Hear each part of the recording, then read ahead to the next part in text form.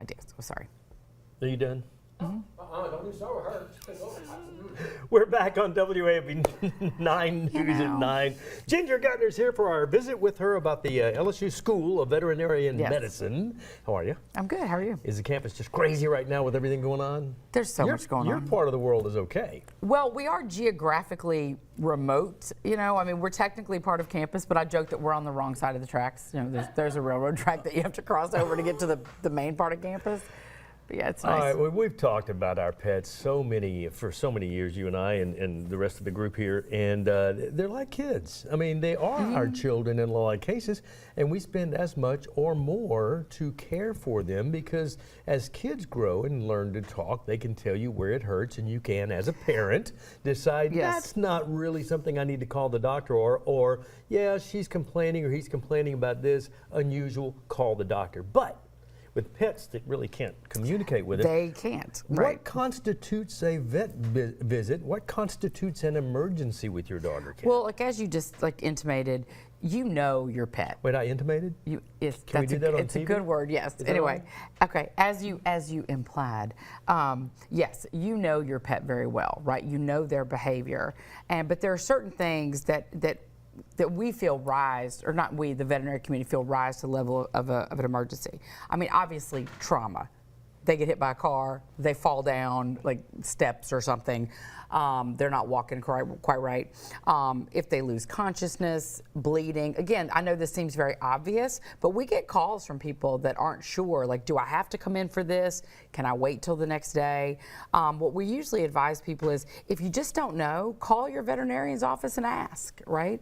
Now, what I do encourage people is, there's a great quote by JFK, President Kennedy, that says, the time to repair your roof is when the sun is shining.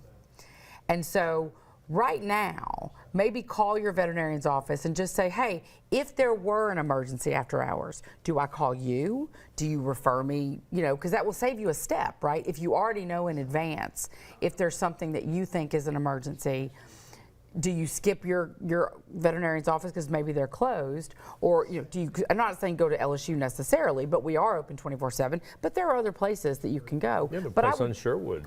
I would find that out now. You know, what does your veterinarian recommend if something happened at 9 o'clock at night or on a weekend or over a holiday? What helped us with Diego was annual physicals, because we got to know what was normal for him. And those are very important. And then we were very easily, not easily all the time, but more in tune to when it wasn't normal for him. Right. To call the order. Well, and I was just talking about it.